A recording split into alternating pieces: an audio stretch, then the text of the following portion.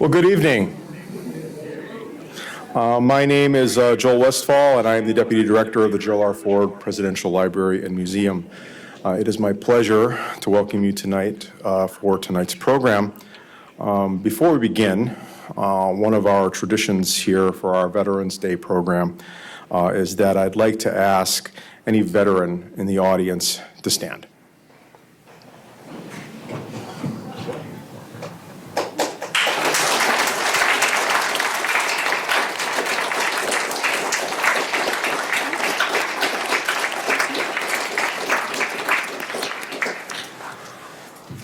Thank you for your sacrifice, for your family's sacrifice, and for your service to our country. Thank you.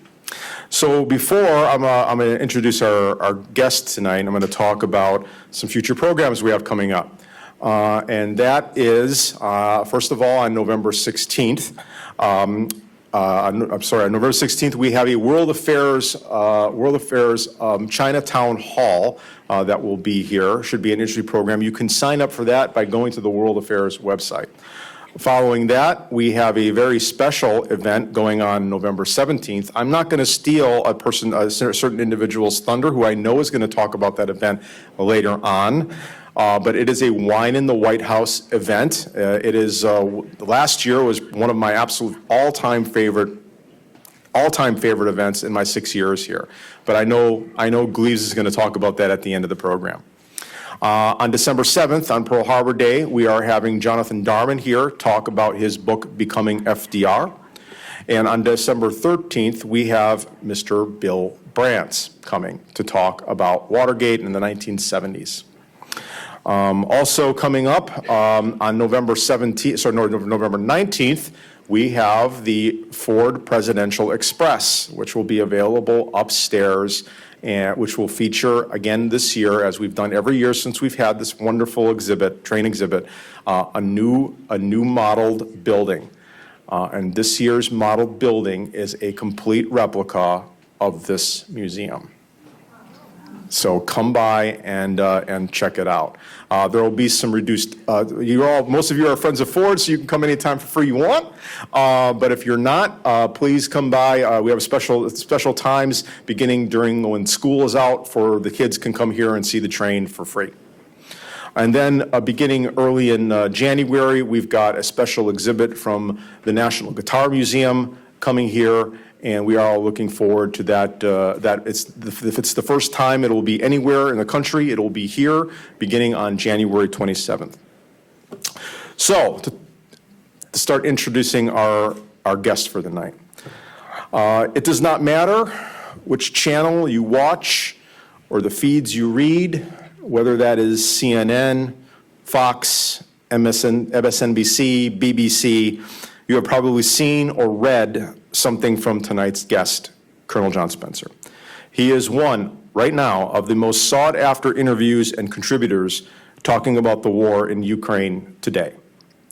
His books, Connected Soldiers, as well as the brand new one on urban warfare, come with the highest recommendations from America's top warriors like Petraeus, McChrystal, McMaster, and even one from one of our really good friends here at the Ford Library and Museum, Sir Anthony Beaver.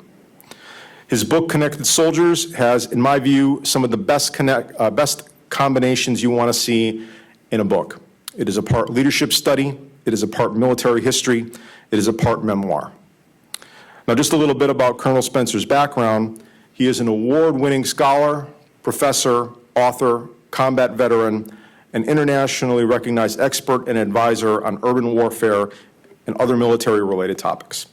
Considered one of the world's leading experts on urban warfare, he has served as an advisor to four-star generals and other senior leaders in the U.S. Army as part of the strategic research groups from the Pentagon to the United States Military Academy at West Point. Serving over 25 years in the active Army as an infantry soldier while on active duty, Colonel Spencer has held ranks from private to sergeant first class, from second lieutenant to major. His assignments as an Army officer included 2 combat deployments to Iraq as both an infantry platoon leader and company commander, a ranger instructor with the Army's Ranger School, a Joint Chief of Staff and Army Staff intern, with the Joint Staff, the Chief of Staff of the Army Strategic Studies Group, and co-founder, strategic planner, and deputy director of the Modern War Institute at West Point. Colonel Spencer currently serves as the chair of Urban Warfare Studies for the Modern War Institute at West Point, a research center at the United States Military Academy. He is the co-director of the Urban Warfare Project and host of the Urban Warfare Project podcast. He also serves as a colonel in the California State Guard with the assignment to the 40th Infantry Division, California Army National Guard, as the director of Urban Warfare Training. Please give a warm welcome to Colonel Spencer as he comes on stage to join me in talking about connected soldiers and the war in Ukraine.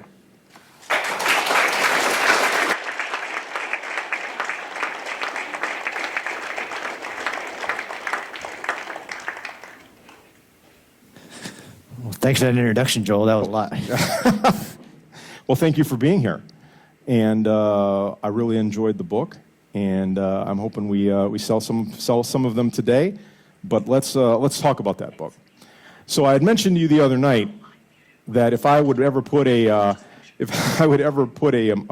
something on the back of my car, a bumper sticker on the back of my car, it would be "All my best friends are Mustangs." So for those in the audience who do not know, can you relate to what a Mustang is and what got you to decide why you wanted to make that jump? Sure. So that's a name I hold with honor. I don't know if I put it as a bumper sticker. But a Mustang is somebody who joined the military as an enlisted soldier. So I joined out of high school at 17 as a private and had just an amazing experience as an enlisted soldier all the way up to sergeant. And a Mustang is basically an enlisted soldier who then converts to the dark side and becomes an officer.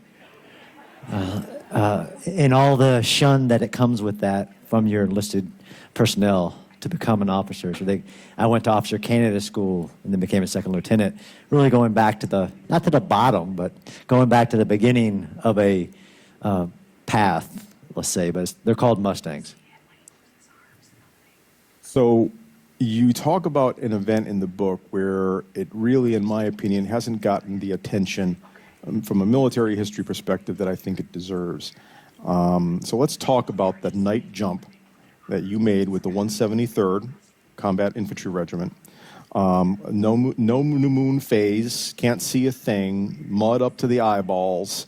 I think you called it in the book one of the most physically, if not the most physically challenging experience of your life. So can you talk and relate about that? Absolutely. And it is still to this day, after running marathons, triathlons, doing the best ranger competition, which is a 3-day event in the military, still the hardest physical night of my entire life. So if you don't know it from the book, actually I have Turkey to thank for doing a combat jump into Iraq. So when the Iraq invasion was announced, the 4th Infantry Division was on boats headed towards Turkey to drive through into the north to attack into Iraq in the north. Turkey at the last minute said, "No, I don't want to let you in." So they canceled, and the 4th Infantry Division had to go on a boat around and go to Kuwait. So they put in the 173rd, which is a small unit for the Army of 1,000 soldiers, and said that we would jump in to the north to replace the 4th Infantry Division. And if you do a combat jump, you get a combat star on your uniform for the rest of your career, and for us, it's very important as part of our identity, which I talk a lot about in the book, and I had some conversations tonight. If you can tie yourself to the Greatest Generation, to World War II, to some of those combat jumps, it's like just a career identifying event. So very motivated to be a part of the opportunity to conduct, I think it was like the 27th or 29th combat jump in the Army's history, as in a mass jump, not counting Special Forces. We don't count those guys. So 1,000 soldiers jumping into northern Iraq in March of 2003, nighttime jump, 15 C-17s. I'd never seen one of these things before, and they're as big as this building. They're huge. Everything's going just like I had dreamed. Arrived to a field where AC/DC and all this motivating music is playing, and we're rigging up, getting ready for the jump. Everything's going great. We fly 5 hours from Idlib, where I was stationed, straight into Iraq. Everything I'd ever dreamed of. Got #1 jumper out the door, which is a big deal for us. Hit the ground, and that's when my night more. Couldn't see the ground. I couldn't see the ground. No, I try to explain that in the book. You really can't visualize that being sucked out of an airplane that's going over 160 miles per hour, and I mean, it literally is like it just shoots you out of a giant of a person, and then it's just silence, and you float to the ground. I can't see anything, and actually, we had knocked the power to the little village that was on the ground because Special Forces is usually there before it's Pathfinders, so it was. I mean, I couldn't see my hand in front of my face, let alone prepare for the impact of the ground, which is always very, let's say, better than any coffee you ever have. It's shocking. But I hit the ground. I now know, I didn't know when I was jumping in, it's something they forgot to tell us, is that it had been raining for like a week. That the drop zone they picked for us was actually a rice field, and not like a Vietnam like paddy, but it was knee-deep mud. And I didn't know when you jump into combat, because we never jumped with that kind of weight, that every single person's rucksack was over 100 pounds, some 150, 160, as in their backpack alone. So as I put that on my back and tried to walk in that mud, it just wasn't happening. And I got very scared. And I write about this in the book. In all my combat experiences, all my military career, I never feared dying by hand of the enemy. I feared failing. So this is 3 minutes into my combat experience as a platoon leader, and I'm failing because I can't move more than 2 feet without falling down, and using every muscle in my body to get back up and to move with that rucksack. It was very traumatic, and it bothers me today. The feeling that I started to feel that I was going to fail. I wasn't going to even get to the 800-meter point where I was supposed to get to. So that was my introduction into combat. So I have a lot of favorite parts of your book. One of them is how you delve really deeply into social cohesion and the differences between your two tours in Iraq in 2003 and then later on in 2008. How did the social media change soldiers' connections, and what were some of the concerns that you had as a leader when you saw these differences? Yeah, it's what I tried to start the book with, and unfortunately I had to weave in a little bit of academics and study. I mean, I start the book with just an exploration, which many people have asked in time: why do soldiers fight? Why are soldiers willing to die? Why do they even fight in war? And the number one answer, across longitudinal studies of many armies, from American to German to Israel, the number one overriding answer is they fight for each other. They fight for the person to the left and right. Of course, they fight for a cause and country and service and honor and everything, but when it comes down to dying, they're fighting for the people to the left and right. That bond is called cohesion. It's called social cohesion, when you actually build a bond because of interpersonal relationships. There's also this other thing called task cohesion that's really prevalent in things like sports, in business and everything, that we all have to recognize that we have to work together to achieve the goal. In the military, social cohesion means I don't have to love a person, as in I served with a lot of people I didn't like, maybe even one in the audience, just joking. But you build a bond with a person where you know that person is willing to die for you and you're willing to die for them. The only way you're going to survive. It's historic. It goes, even before the Iliad and all the writings of war. I knew that going into the military. I call it the Band of the Brothers effect in the book, just because Tom Hanks made it synonymous with that cohesion. So when I jumped into combat in 2003, it was there. Everything I had imagined. It wasn't there in the beginning, but it slowly started to form. Like, we just experienced this jump together. We all went through that mud together. The bond just started to establish. We sat around our vehicles and just talked to each other. I talked to my soldiers over the radio, even in my vehicle. We were bonding, and to the point where we became a brotherhood. We weren't connected to the outside world. Of course, every soldier has family, wives, husbands, children that they really love and they miss when they're in war. But across the history of war, there's always been a separation. Soldiers go off to war, they write letters home. And in 2003, that was what was happening. I put it in the book, even pictures of us writing notes on cardboard and mailing it home, or making a call once every 3 months. that meant that we still loved everything at home, but we also had a family at war that we knew we needed for survival. And it's told through all stories of war. So when I returned in 2008, I saw Very different. very, very different, night and day. It really was. Like I said, I made a call maybe once or twice a month at the end of the war in 2003. When I returned to war in 2008, yes, it was a counterinsurgency, but it really, soldiers are a reflection of society. So soldiers that are connected in society are connected at war. So by the time I went back in 2008, we had email, texting, Facebook, everything. My soldiers, as I took command of 150 soldiers, would come together to go outside the wire, do a mission, and come back, and then get online.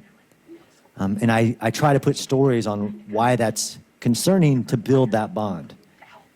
That bond is literally, I think, the lifeblood of a soldier in any war. And I just got back from Ukraine. I saw it there. But what I discovered in 2008 is it was going unchecked, this connectivity to the outside world. And I explained later in 2018 when my wife went off to war and I was at home with the kids, trying to be a super dad, probably failing at that. She got to talk to the kids every day. So in 2008, though, I saw the reflections of what would happen. Of course, it's a huge positive.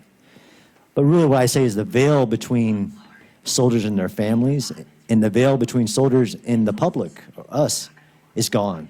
There's just no separation in time or in space to connectedness between the military. You can say it's social media, but it's any connection, the ability to.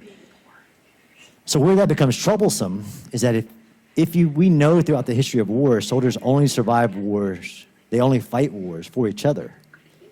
If they spend as much time talking to their social support back home, is that detracting from their bonding together? I believed it was in 2008, to where we were even experiencing trauma, because you build bonds through shared hardships, and that can be really bad hardships. Hopefully it's not traumatic, but like that jump, it was traumatic. But we all can now say, do you remember that time? So there's one instance in the book that really was the New York Times op-ed that became the book. When we were attacked, my unit was attacked on a road by a bomb. The bomb kills a young child. And it was really traumatic to the whole group. And I could see that in them when I visited them. And within 2 hours, they're back on base. And I went to go find them, hoping that they were sitting around in groups talking to each other about what had happened. Because I think that gets missed in the Band of Brothers movie as well, is that not only the experience of war, but it's the experience of coping with it together, sitting around the campfire. That is actually what allows humans to do war. So what I found in that 2008 is that they came back from a traumatic event, and then they connected and started telling their loved ones back home about it. I'm not saying that they didn't have bonds. I'm saying that this potentially complicated the bonding. But the distractedness, you really mentioned that in your book, and I'll mention kind of just very briefly the one specific story you talk about where a soldier who's having a crisis back home because of his pregnant wife, she's in trouble, and your sergeant comes out and says, this guy cannot go out on patrol today. You ask and inquire what's going on, and it's that kind of distractedness where the home front is actually in real time affecting what's going on in theater. Unlike any other war, I mean, not that this is 2008 the first time it happened. This has slowly progressed. That a soldier will have a foot in both worlds. Of course, if they're connected to the home front, they're now experiencing any stresses that are at home that they may not have been. So this one instance was a soldier with a girlfriend pregnant with his child, overdosing on drugs. And he gets that message in real time and can do nothing about it. So then he gets helplessness. But just a wreck, and could not patrol. He could not go outside. He was combat ineffective, could not go outside. But that's the reflection of what I try to say is that now, and for the future of war, soldiers will have a foot in both worlds. There is no separation. And the home front will have a foot in war like they've never had it. So there's instances of soldiers being online and getting shot while talking home. And that's the reality of this new war experience. So let's talk about Alpha Company, which is, in my view, one of the other primacy of the book, where you took a company that was failing due to poor leadership to a company that succeeded. Can you talk a little bit about that? But before we do, there is someone in the audience, and I'm going to point him out, and he's going to stand up. Lieutenant Kane, stand up. Thank you for being here. Thank you. So talk about that story. So Lieutenant Mike Kane back then was a member of Alpha Company, 1st Battalion, 688th Armor, when I took over as company command. So I took over, I was actually flown into combat, which is part of the story too, is that, which we have a question earlier about the all-volunteer force. The Army was struggling to keep the manpower it needed to fight the war. That's a part of the story. It had to be known before starting the story. I took a company in combat. I was flown into combat, which isn't normal to not train with a soldier, the unit before you take command of it. The company I took command of had been allowed to atrophy. And I tried to explain this in the book, and I actually discovered well after the experience that,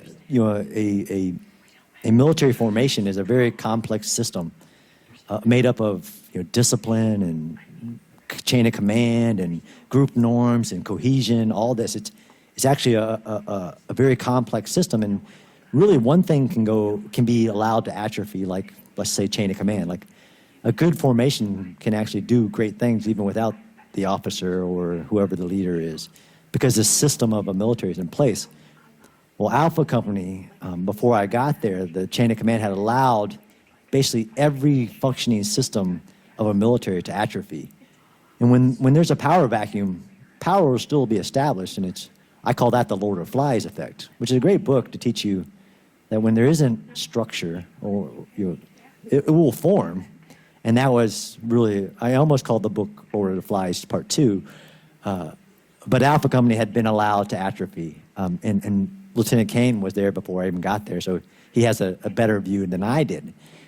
But the company also, the night before I took command, 2 soldiers were in their living areas doing drugs, and decided to play a game where they push a gun against each other and pull the trigger. It won't fire. So they planned it. They decided while basically intoxicated to do that with a loaded weapon. And one soldier shot another soldier in the neck, and instantly turned him into a quadriplegic. Very sure I had actually left. I was actually there, and I had left the base, the little where they were, to go inspect somebody else. Very traumatic to the whole company to see that, to deal with that.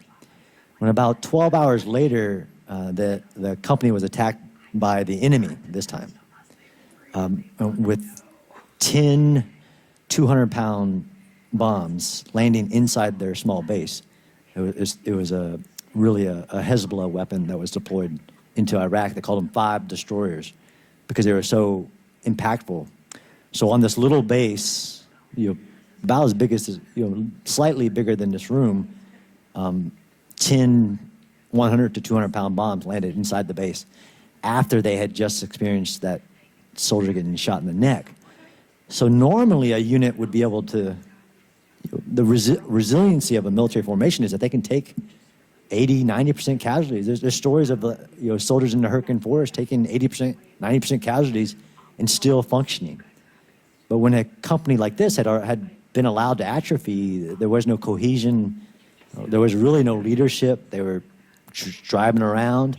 To take an impact like that, it's really hard to recover from.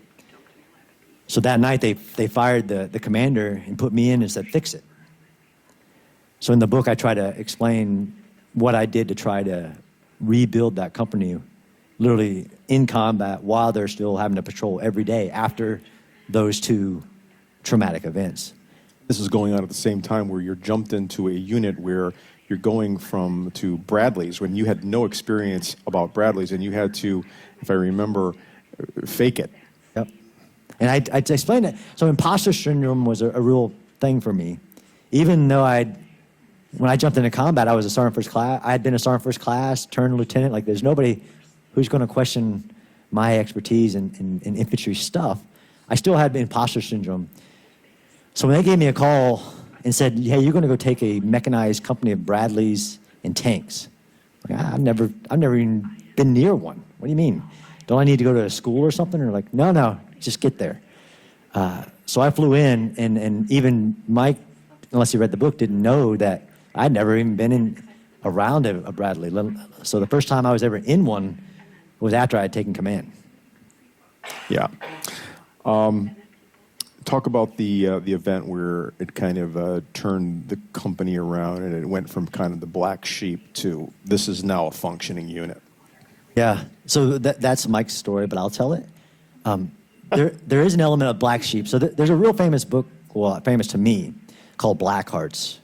There's many motivations for me to write this book. One's just to tell my story, but there's a book called Black Hearts about a company who really goes down this path, the same path the Alpha Company was. It actually leads to massive war crimes and the really bad things that the unit did. Alpha Company was on that path really strongly. And some of the things that's necessary for a unit to lose its cohesion, its group norms of doing the right thing versus the wrong thing, is that it needs to identify itself as outside the institution, outside the group, a black sheep. No matter what they can do no right. And that was present when I took Alpha Company. So not only did I have to make it recover, I had to build its identity back up as a powerful unit. Not everybody expects. So that's a real psychological thing. So I worked really hard, and there's one story that's important to me where I had to put my own career on the line to protect them as an organization when one of our Mike's buddy had an accidental discharge. His weapon went off when it wasn't supposed to, which is a big deal. And I had to protect that because I thought it was the best thing to protect the identity of the company. So as the weeks after I took command, we tried to rebuild as much as we could. We tried to eliminate the informal leaders that were really a bad influence.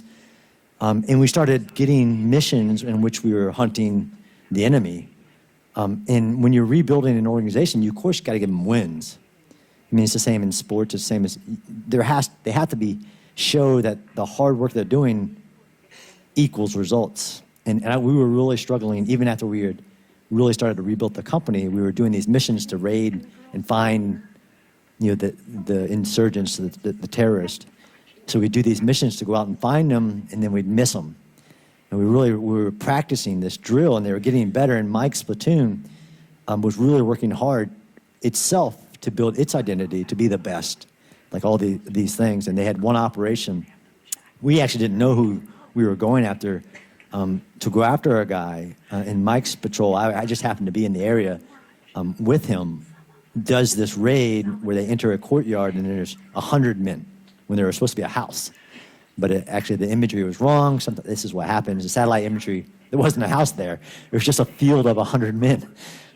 This is a platoon of like 18 guys who he made a decision to still execute the mission and round up 100 Iraqi men to identify the one enemy that we were looking for.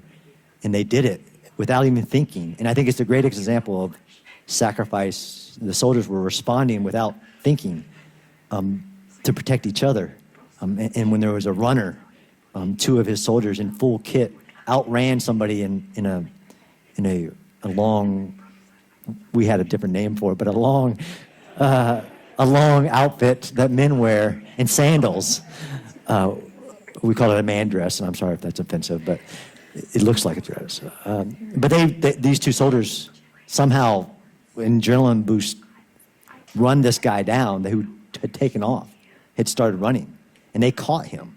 And ended up that was the guy we were after. He was the division's high-value target, which is a big deal. And all the calls started coming in that Alpha Company had done something great.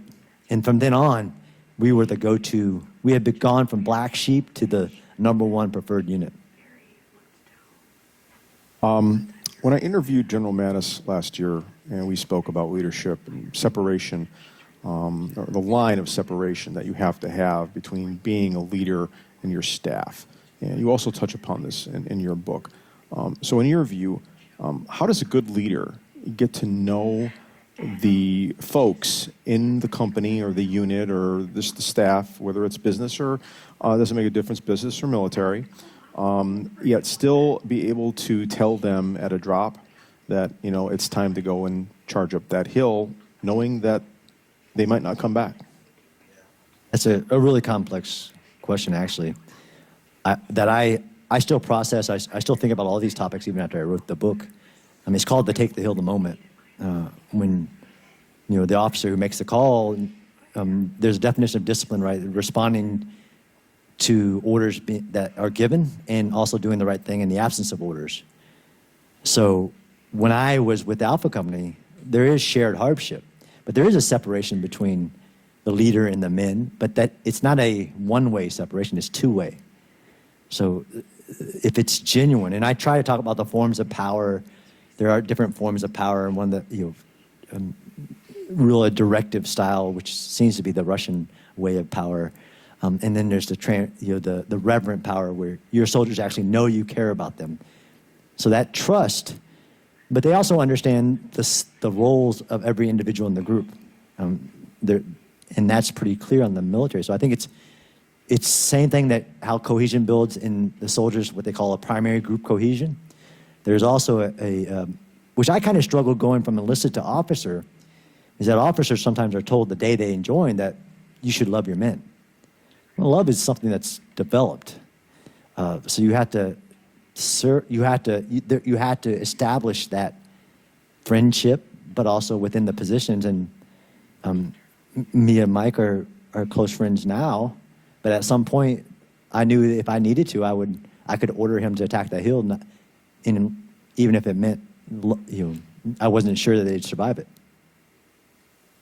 What I really thought that set your book apart from, and there's a lot of memoirs out there about Iraq and serving in Iraq and serving in war, but what you talked about in the latter part of the book is just so cool, where you went from leading men, women in combat, to another very more important role of being a dad and then supporting your wife while she was serving overseas in combat.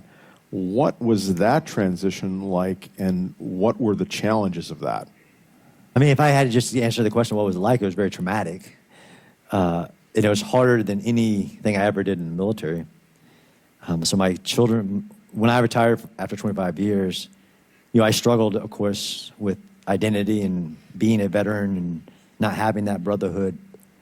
I think I still struggle with it, even though I have a job that keeps me connected. So not only was I in a transition period coming out of the military, I was now going to be left alone in charge of children, which is dangerous.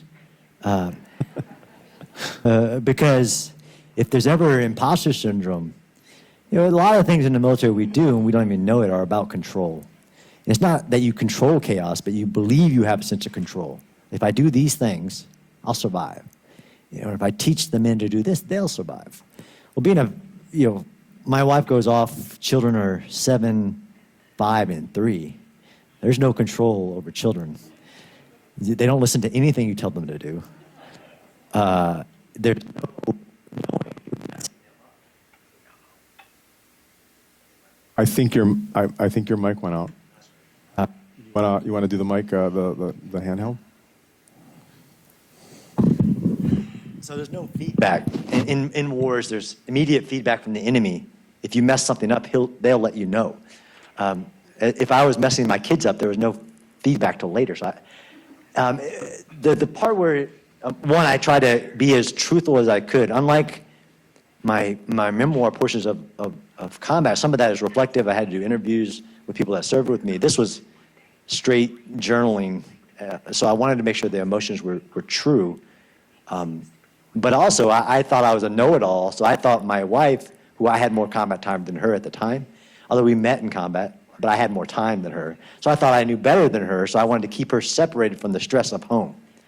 But she could talk to the kids every night, so it didn't matter what I said. And she gave me very specific instructions, like, don't ever hide anything from me, don't keep anything from me. So I couldn't finish this book about how does that instant connection between home and war, without being the home part. And that's when really I started to finish the book, as I could watch every night my children talking to mom and transitioning from she needed to talk to them more than they needed to talk to her. Her greatest fear is being forgotten. I'm sure every soldier who's ever gone has dealt with that. And also watching as virtual, I'm a strong believer that virtual doesn't replace the physical. Maybe it helps, but I try to put in there how my kids actually responded to the stress of not having, or potentially the fact that they had her in their lives but didn't every day, to the point where they said, "No, I don't want to talk to her." So how much that would hurt I don't know, and I've asked her, and she's very stoic. It really hurt me the day I handed my kid an iPad and said, "I don't want to talk to mom." And I had to have that conversation with them, like, she needs you more than as much as you need her. So it was really, really traumatic for me for multiple reasons. Hopefully my kids, I put an epilogue on there. Hopefully they're okay after that experience, because I try to run structure and all this stuff, and it didn't work out. Let's switch topics to kind of the news of the day, or at least the news of the year, and that's to the war in Ukraine. You have been there as recently as July.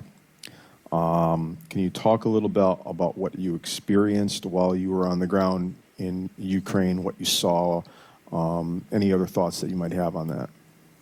Yeah, that was a really amazing experience. I have a dream job where I get to travel the world and go to although some people might not view that as a dream job, but I travel into war zones and study battles so that the right histories are learned and we can learn from other people. So I wanted to go to Kyiv, which is the capital of Ukraine, where they defeated the second most powerful military on paper. We all know that's not true anymore, in Russia. So I wanted to do interviews of soldiers who had defended the city of Kyiv. What I found was really civilians who had fought. I found I went to Bucha and Irpin and places where genocides had occurred. But I didn't know what I would find was, I'm not saying war is horrible, right? It's the worst human experience in life. But what I found was a population of people that were unified.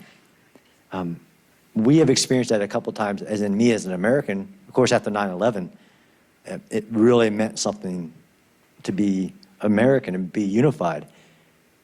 I've been in many war zones, with Mike in Iraq. I'd never felt that human, unifying feature that they had, even in suffering. I mean, I spent the most time actually in Bucha talking to the people who were still there, ready to defend their country. I mean, of course, I found military tactics, but I was not expecting to find that amount of unity in I think it really ties to my book and things that I still struggle with. And we were talking earlier about that element of brotherhood. We call it the Band of Brothers effect, is one of the reasons that the veteran struggles. Some veterans, I don't speak for all veterans, of course. I struggled. Many veterans that I know struggled with being separated from that experience of that type of community, tribe, brotherhood, and not finding it when they go back to their communities. In Ukraine, I felt it in children. I felt it in the elderly. Their struggle is extremely unifying, and the stories will be a part of their identity for the rest of their lives. Their stories of how they defeated Russia and fought for their freedom, as much as our stories of Concord and Lexington and Yorktown, that are important to our history. I was seeing it in real life, and I wasn't expecting that. I got one more question I'm going to ask you, and then we're going to turn it over to the audience for their questions. And then I guess continues on with the situation with Ukraine. So you are, as we read your bio before, and you actually have really written the book on urban warfare. With your expertise in mind, what is going on right now in Ukraine, and what are the lessons that we, the United States military, are learning from this conflict? So that's a tough one too, because it's what am I learning and what are we learning?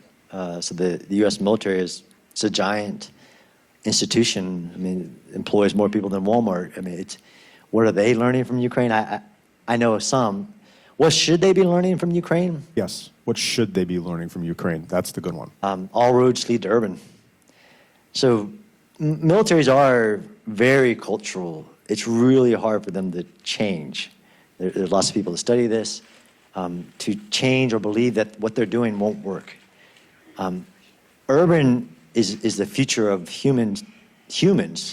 It's in Ukraine should be taught the lesson that there's no, or even if you think back to World War II, some historians will be able to mention a battle that didn't happen in a city, but they're going to remember many of these city fights.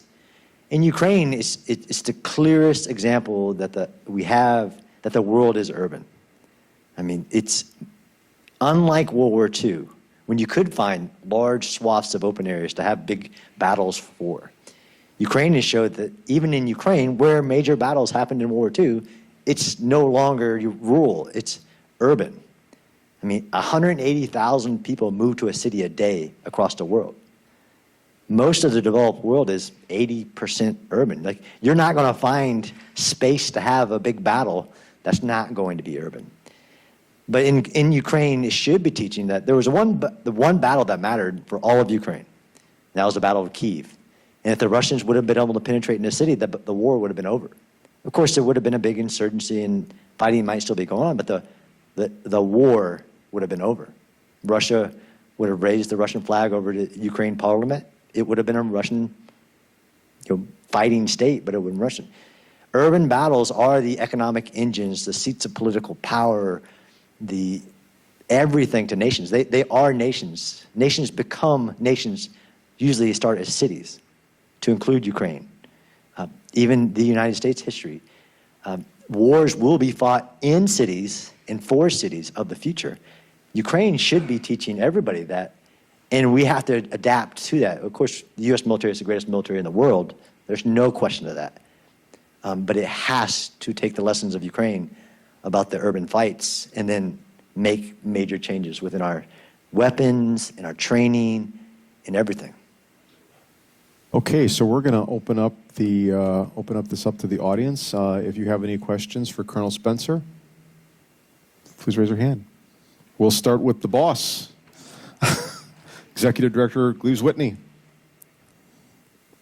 Thank you for this wonderful discussion. You're conducting the questions and your answers. It is spinning off a lot of questions, I think, in so many of us.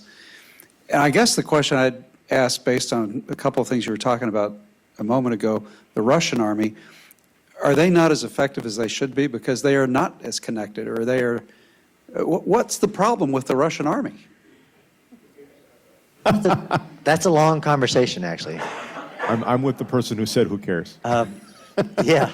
So I think the number one reason, of course, there's lots of corruption and graft and readiness and older weapons and older thinking about doctrine.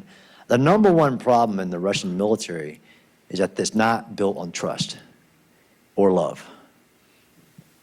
It's not. It's built on a different form of power, legitimate power or direct power. They actually beat and rape soldiers when they enlist into the military. They use their soldiers as cannon fodder. The U.S. military and most Western militaries is built on love. And I hope that comes through in my book. It's built on love. It's built on service. It's complex. But the number one Achilles heel of the Russian military is not built on love. It's not built on trust. So no matter if it would have even had the best equipment in the world, our equipment, it still would have been subordinate to Ukraine's people fighting for love, in my opinion. No, I think you're right. I mean, myself, having lived in Russia for a few years, the corruption is just insane. It is just amazing. The stories that I would hear from either Soviet military veterans or Russian military veterans on the corruption of, specifically the corruption of the officers, which is systemic throughout the entire, up and down the chain. So I totally agree. Next question.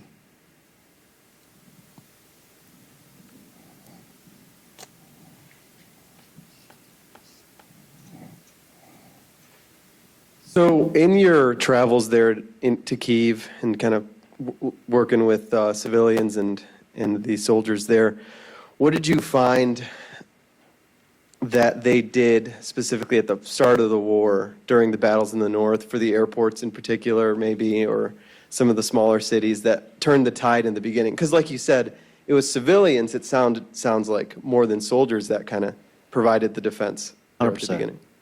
Yeah, that's a great question. So what we didn't mention, and with no affiliation to the U.S. government, when the Ukraine war kicked off, I wrote a book for them, literally the day after the invasion, on how to defend cities, because I've studied a little bit about urban warfare, and if you can turn the city into a castle, if you can close the castle gates, if the military didn't get there fast enough. I mean, Sun Tzu said 2,000 years ago, the worst strategy in the world is to attack a besieged city, a castled city. Because it's true, it still is today. And that's why speed and audacity and all these things are principles in the U.S. military and in joint forcible entry. So I wrote this book, which they printed off 100,000 copies, made it digital. Now it's been translated in 18 languages. But one of the principles in the book is that if you can mobilize the people. So the Ukrainian military in February of 2022 was a developing military, but it's only about 100,000. And on paper, the Russians were invading with more than that across the entire country. But if you can take tens of thousands of civilians, hand out weapons, and they have the drive in them to fight, I haven't gotten in trouble, but I've actually said that I don't even know if we could have defended some of the cities, the U.S. military. If you would have taken a brigade of our best, like the 173rd, let's say, and dropped them into a capital city of 3 million and said, defend this city from a much superior Russian force, I don't think they could do it. Maybe they could do it, especially if we got the Air Force with us, because we do really good joint operations. So there's a long list of reasons that Russia failed. Number one is that the Ukrainians mobilized their civilians. The president, within hours, instilled martial law. No adult male could leave the country, still in effect. Handed out 20,000 AK-47s and 2 magazines apiece in just the city of Kyiv, but that was done across the city.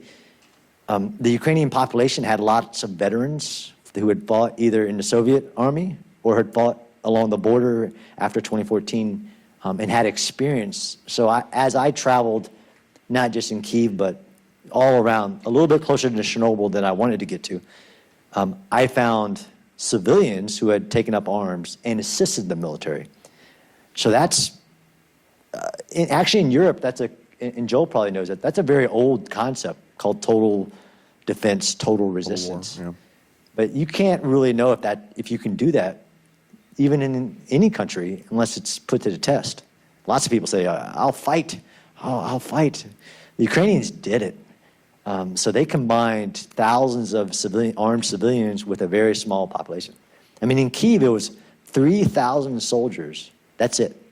One brigade, but thousands and thousands of civilians. So that's the biggest lesson. There's lots of lessons from, anti-tank guided munitions to killer drones, all these things. But that's the overriding thing is, war sometimes is about time, and a lot of people forget this. You can't defend it forever against an attacking military. It's also about morale. There's a big difference yeah. between the morale of the Ukrainian people and the invading force. So I actually don't like the term, well, I know what morale is, and I talk about it in the book. When I started going on TV, I went with it, right? So I knew that they wanted to talk about the morale of the Ukrainian fighters, military, versus, but what they were talking about is will to fight.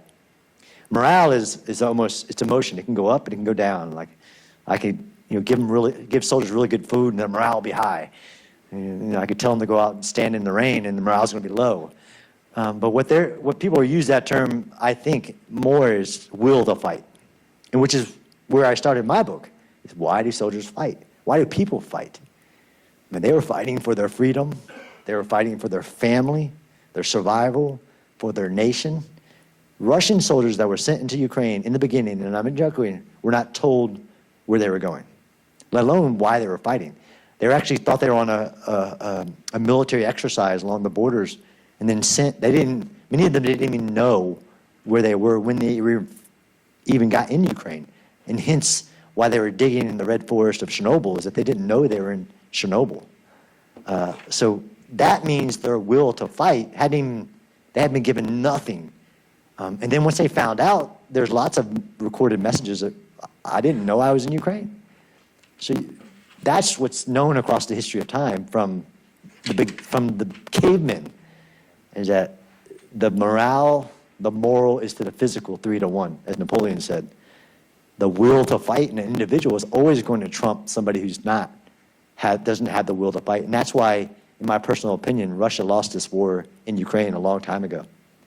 Of course, there's going to be a lot of Russian deaths till they stop, but they lost the war a long time ago.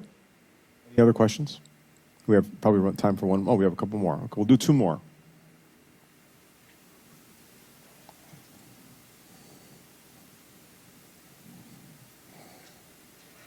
Given what you know, what strategy would you recommend for a positive outcome in Ukraine? The course we're currently on, honestly. Of course, we could speed that course up.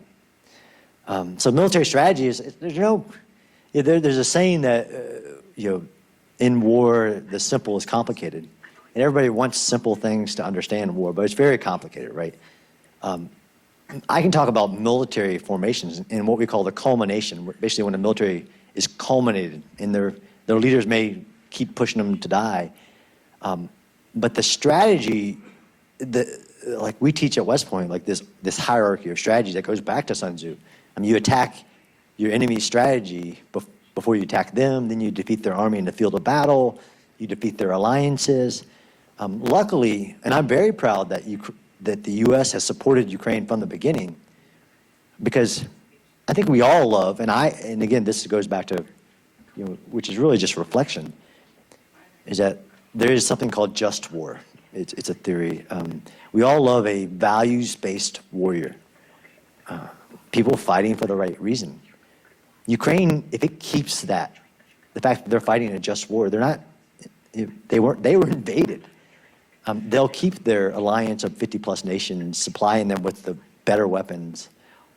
They'll keep that, which is most important in strategy, right? Strategy is the accomplishment of political objectives. We could talk military tactics, which I do on TV a lot, but Putin